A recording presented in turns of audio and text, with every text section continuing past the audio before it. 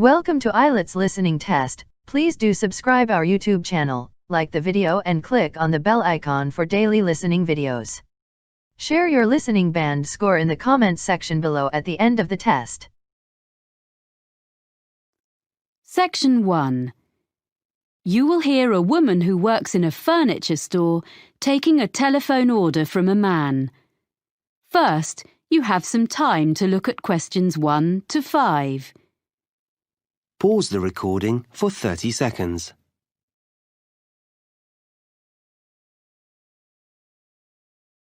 You will see that there is an example that has been done for you. On this occasion only, the conversation relating to this will be played first. Good afternoon, Megaquip. This is Sally speaking. How may I help you? Oh, hello.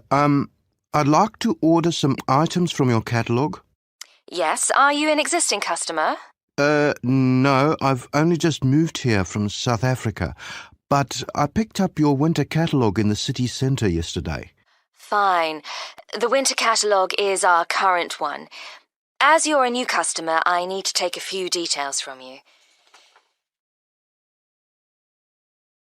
The customer is using the winter catalogue, so winter has been written in the space.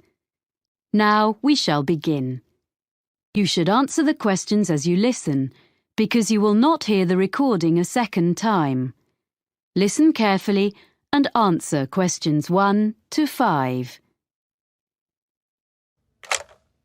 Good afternoon, Megaquip. This is Sally speaking. How may I help you? Oh, hello. I'd like to order some items from your catalogue.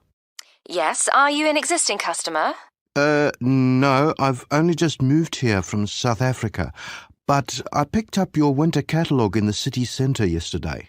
Fine. The winter catalogue is our current one.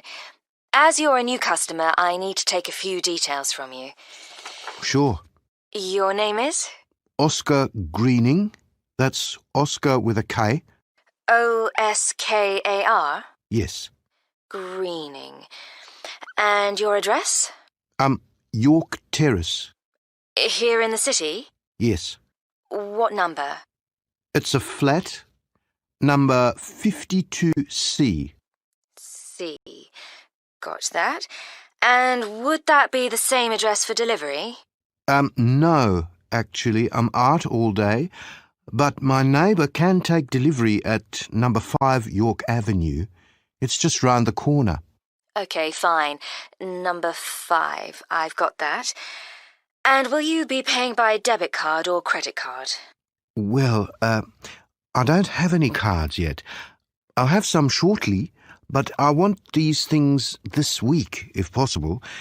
Could I come to the store and pay cash in advance? Well, I guess so. I'll make a note.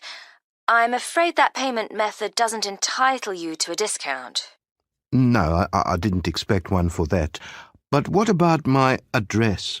It says on the cover of the catalogue... Oh, yes, you're right. Of course, York Terrace is within the city, so you get free delivery and 5% discount on your order. Oh, good. Before you hear the rest of the conversation, you have some time to look at questions 6 to 10. Pause the recording for 30 seconds.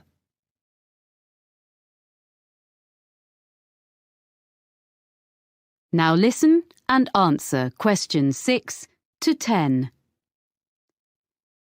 So, what would you like to order?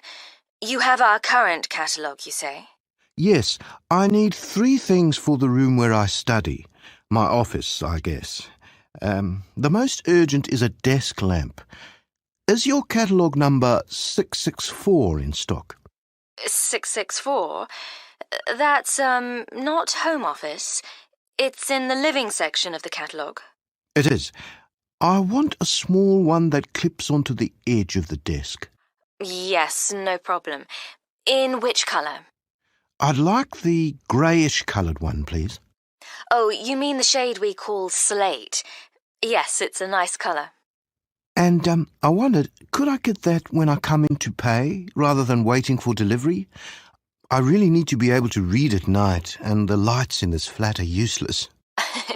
Yes, I'm sure that'll be okay.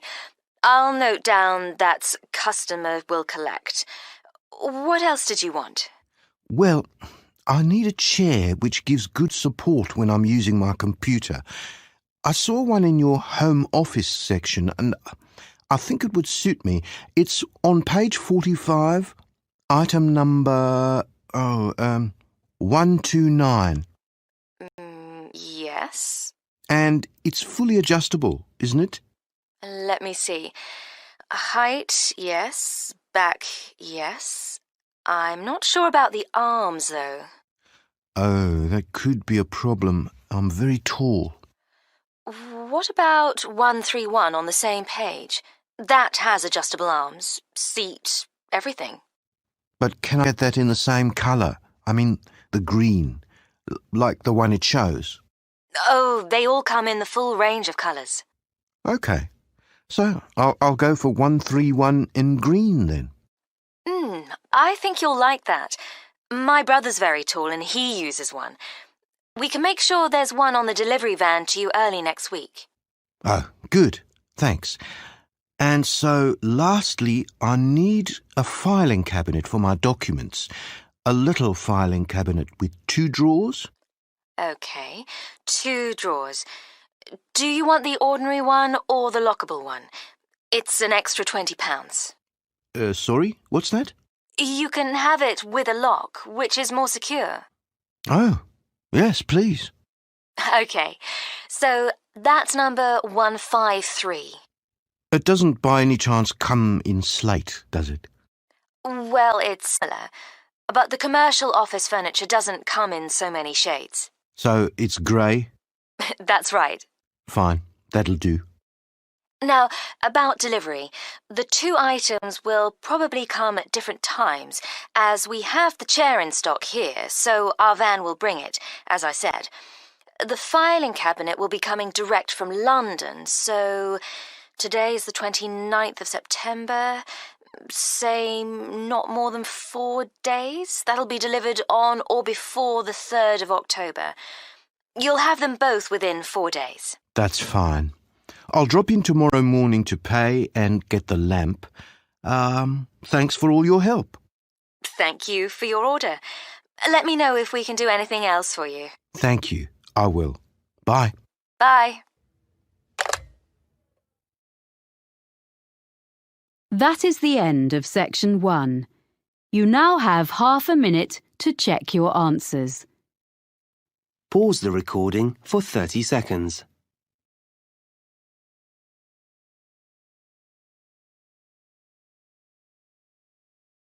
Now turn to section 2. Section 2. You will hear a man taking a group of tourists around a museum site. First, you have some time to look at questions 11 to 14. Pause the recording for 30 seconds.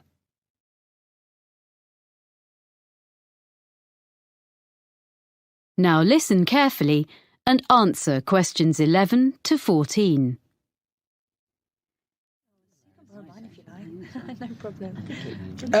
Welcome to Brampton Museum. I'm going to tell you a little bit about the museum first and then show you round. As you can see, Brampton is an open-air museum. The first open-air museums were established in Scandinavia towards the end of the 19th century, and the concept soon spread throughout Europe and North America, and there are several in Britain, all of which tell the history of a particular part of the country. Brampton focuses on life during the 19th century. The site was chosen because there were already some historic 19th century buildings here, and others have been dismantled in different parts of the region and rebuilt on the site. This hadn't been attempted before in these parts, so we're very proud of what we have here. All of the buildings are filled with furniture, machinery and objects. You may be able to see these in other museums, but not in their original settings. What also sets Brampton apart from other museums is that the story of the exhibits is told not by labels, but by costumed staff like myself. I look after sheep, cows and hens, which are much the same as those you see on modern farms, but I use traditional methods to care for them. You will also be able to see a blacksmith and a printer, as well as other craftspeople. If you talk to them, you'll be able to find out what life was really like 150 years ago. Our programme of activities during the year has guided walks, an agricultural fair, and all the other events you would expect a museum to have. But remember, here you experience them in the real surroundings. The site is divided into different areas. The main building contains our High Street, which is a street of 19th century shops, offices and some homes. There's a stationer's shop which sells a range of specially selected cards, prints and copies of Victorian stationery, all available for purchase by visitors. Upstairs, in the same building, a printer demonstrates the production of posters, business cards and advertising material. Across the street from the stationer's is a clothes shop, and there's a baker's where you can watch a demonstration of someone making bread, cakes and pastries. We also have a sweet shop, which has old-fashioned sweets for sale. Vintage trams travel along from one end of the street to the other, carrying visitors on their journey into the past. We will also be visiting the farm and taking a ride on a steam train. Of course, the main form of transport in those days was the horse, and you can watch horses being exercised in the old stables. This part of Britain was famous for coal mining, and on the site we have part of a mine which opened in 1860 and was worked for over 100 years before closing in 1963. Visitors can put on a hard hat and take a guided tour underground to see how coal was worked and to experience the working conditions in the early 1900s. Before you hear the rest of the talk, you have some time to look at questions 15 to 20. Pause the recording for 30 seconds.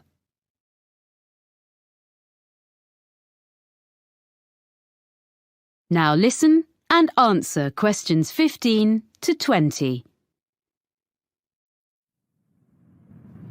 Now, if you'd like to look at your map, we'll begin our tour.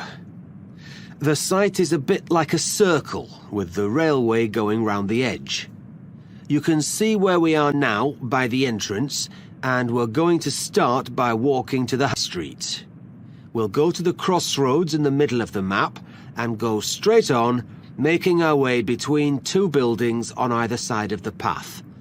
The larger one is an exhibition centre, but it's not open today, unfortunately. The other building is offices. The path leads directly to the High Street building, which is at the opposite side of the site to the entrance. Here you're free to wander around and take a ride up and down on a tram. We'll then take the path which follows the railway line and crosses it to the farm. If you wish, you can have tea in the farmhouse, and there'll be time to look at the animals and the machinery. Then we cross the railway line again and visit our special attraction, which is the coal mine. It's just in front of us here at the entrance. We'll return to the crossroads and walk through a small wooded area to the manor house. This is one of the original buildings on the site and belonged to a wealthy farmer. You can look round the house and gardens and talk to our guides who can tell you what it was like to live there. We will then follow a path which goes past the pond and will take us to the railway station, which is situated between the path and the railway line. Finally, we'll take the steam train back around the site, passing alongside the High Street and the coal mine, back to the entrance. So, if you'd like to follow me...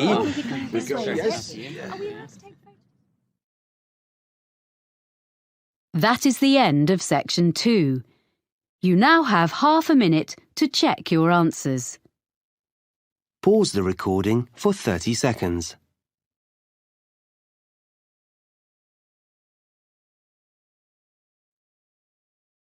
Now turn to section 3. Section 3. You will hear a conversation between Cressida, a student of journalism, and her tutor, Dr. Erskine, about a work placement that she has recently done. First, you have some time to look at questions 21 to 26. Pause the recording for 30 seconds.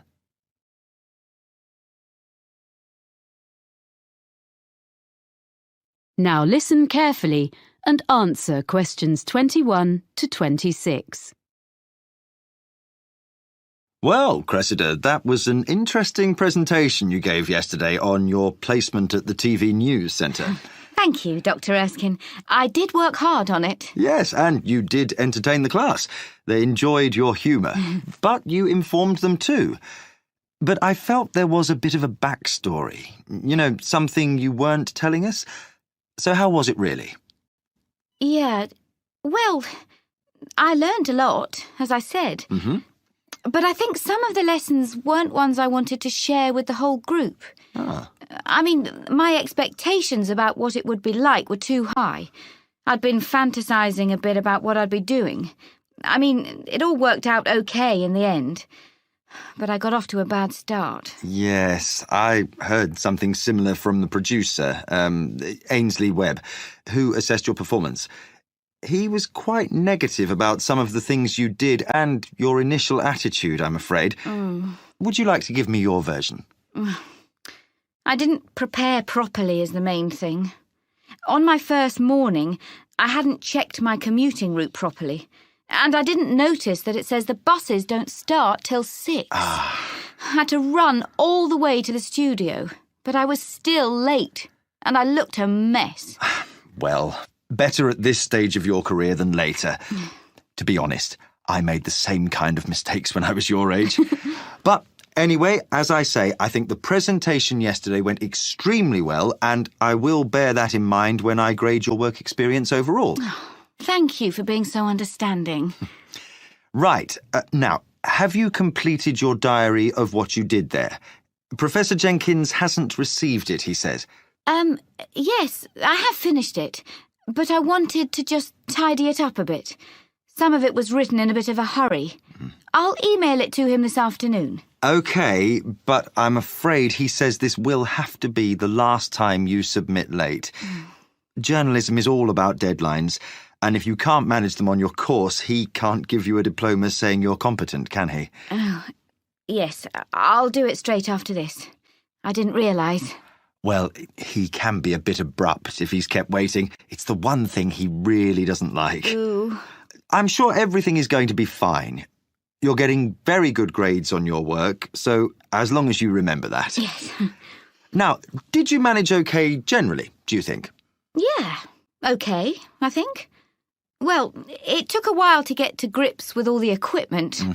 Some of it was quite old, not as fast as what we have here in college, and at first I kept thinking it was my fault. I wasn't pressing the right buttons or something. The thing was, none of the TV centre staff asked me if I wanted instructions. If I asked them how to do some particular operation, they were perfectly civil and would show me, and even say thank you for what I did do. But I felt awkward to keep asking. Before you hear the rest of the conversation, you have some time to look at questions 27 to 30. Pause the recording for 30 seconds.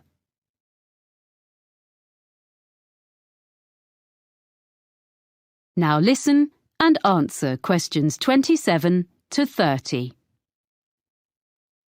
Now, well, let's just review where you are, your write-up, and what you're going to include going forward to next term.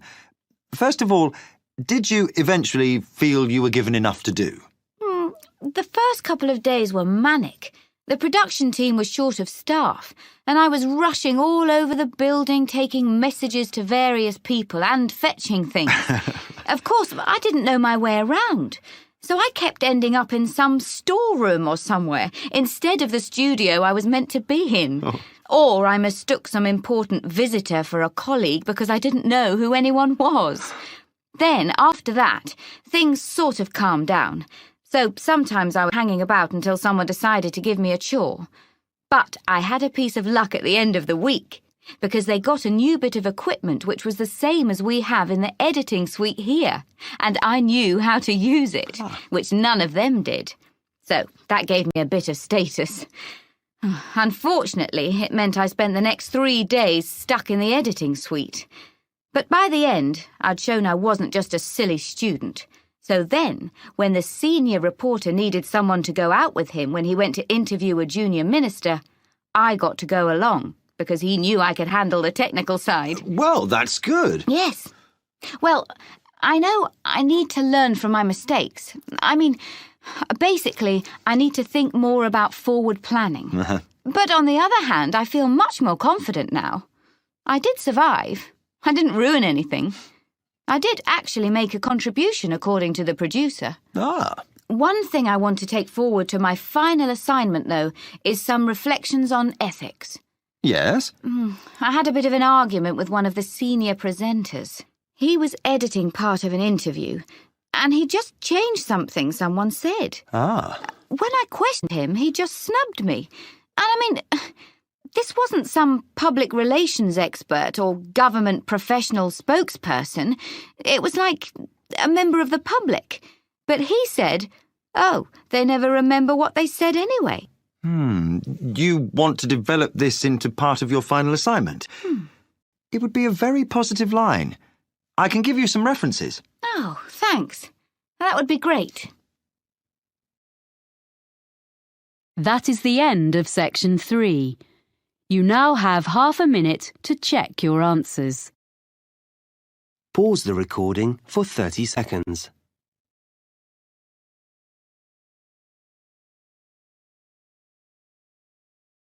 Now turn to section 4. Section 4. You will hear a lecturer talking about the history of the electric guitar. First, you have some time to look at questions 31 to 40. Pause the recording for 1 minute.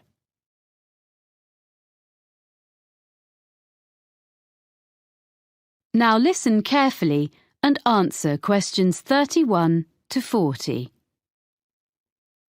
During today's lecture in this series about the history of popular music, I'm going to look at the different stages the electric guitar went through before we ended up with the instrument we know so well today. The driving force behind the invention of the electric guitar was simply the search for a louder sound. In the late 1890s, Orville Gibson, founder of the Gibson Mandolin Guitar Manufacturing Company, designed a guitar with an arched or curved top, as is found on a violin. This made it both stronger and louder than earlier designs, but it was still hard to hear amongst other louder instruments. During the 1920s, with the beginnings of big band music, commercial radio, and the rise of the recording industry, the need to increase the volume of the guitar became even more important. Around 1925, John Dappiera came up with a solution. He designed a guitar known as the National Guitar with a metal body which had metal resonating cones built into the top. It produced a brash tone, which became popular with guitarists who played blues, but was unsuitable for many other types of music. Another way of increasing the volume was thought of in the 1930s. The C.F. Martin Company became known for its Dreadnought, a large, flat-top acoustic guitar that used steel strings instead of the traditional gut ones. It was widely imitated by other makers. These mechanical fixes helped, but only up to a point.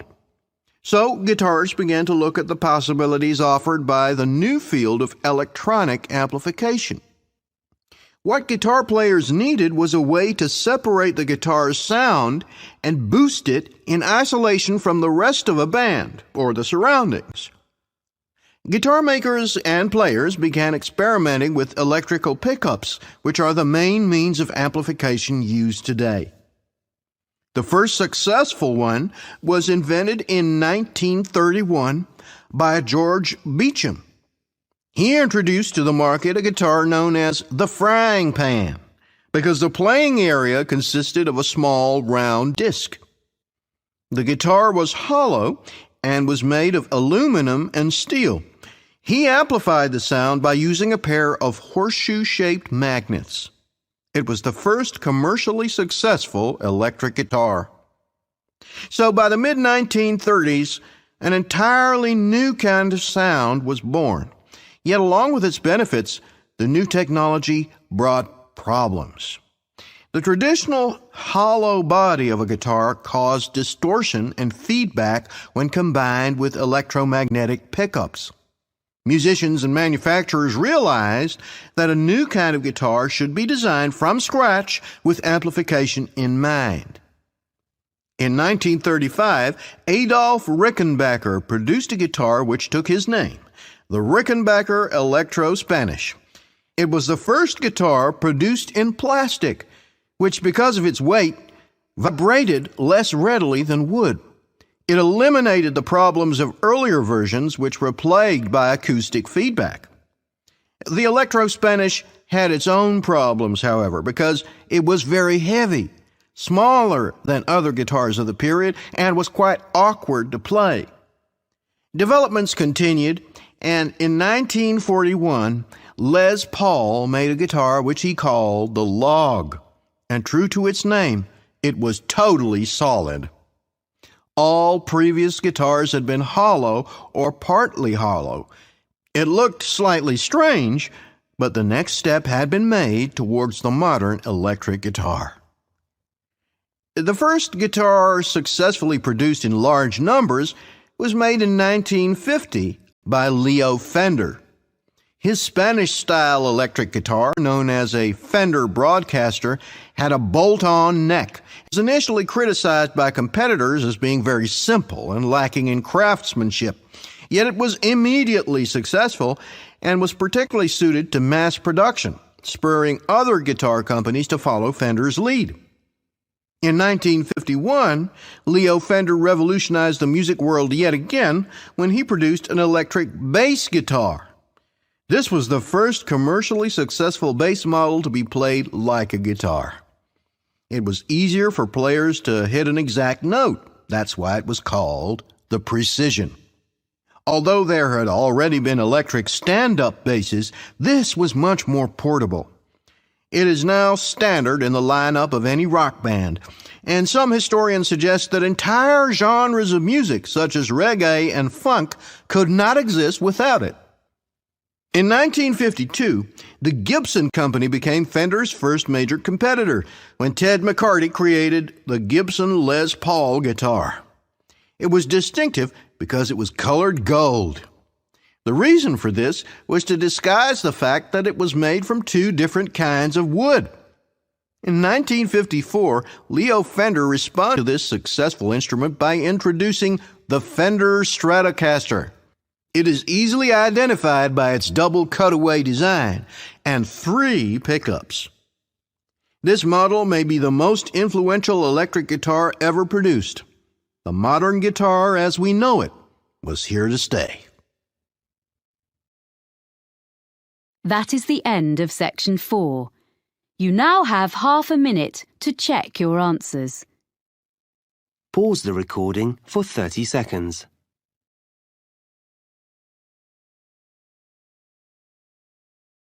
That is the end of the listening test. In the Ielts test, you would now have 10 minutes to transfer your answers to the listening answer sheet.